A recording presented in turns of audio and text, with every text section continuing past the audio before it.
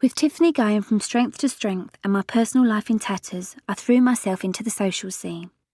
As a result, I collided with Matt Goss at Brown's, a club in London. It was a great night, and as the party wound down, Matt and I found ourselves locked in conversation. We moved on to the Met Bar in Park Lane and spent the entire night chatting. I felt he understood me, my crisis of confidence, my bust-up with Gareth. Without being too deep and meaningful about it, Matt just knew exactly what type of person I was. Sometime later, I was told that Tiffany was to be given a 2-week break. There was a new EastEnders executive producer, Matthew Robinson, and a new drama boss, Mel Young, and the atmosphere at Elstree was suffering. I was chuffed to bits to be free of the place for 2 weeks. Matt and I were inseparable and ran around London like two little scallywags. He had a knack of making me feel everything was going to be all right.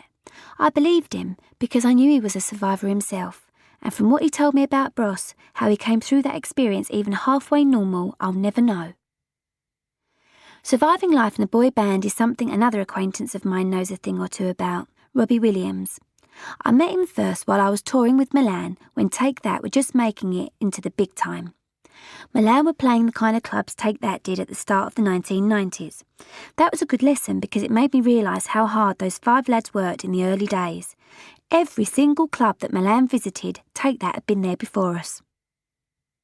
One August afternoon, a few weeks before Gareth's Kiss and Tell came out, Deirdre Murren, known to most as club hostess Miss D, called and said, "Mick Hucknall's invited all of us to go to Nebworth to see Oasis. Do you want to go?"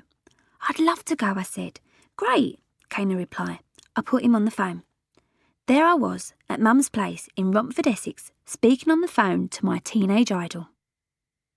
On the day of the concert, I went over to Fulham to hook up with everyone. Loads of people were around at Dee's getting ready for the day.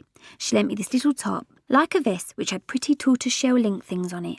It went well with this stripy long coat I had, with my hair up and fake snakeskin trousers. I felt I was getting funky in my old age. The day itself was quite extraordinary. There must have been at least 100,000 people at the concert, as Oasis were huge at the time.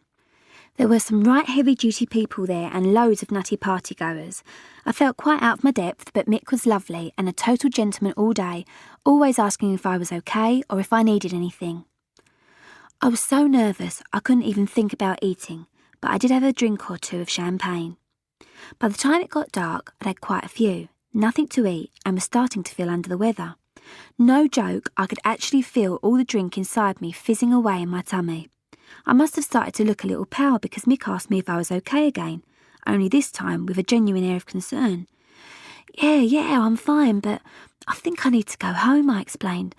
"I don't feel very well."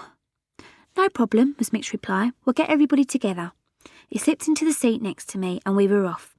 I don't know if it was the motion of the car, but when he asked me once again if I was feeling okay, I replied with a terrifying noise.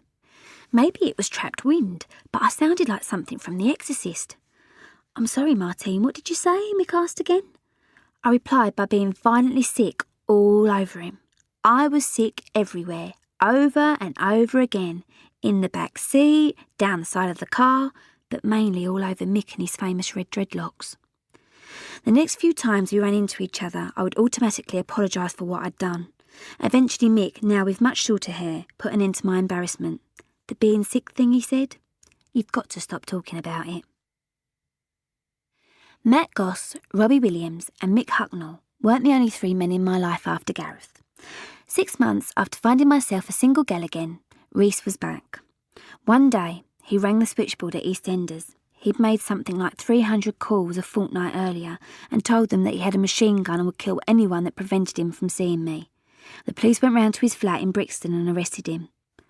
Reese is now off my case as far as I know, but there are others.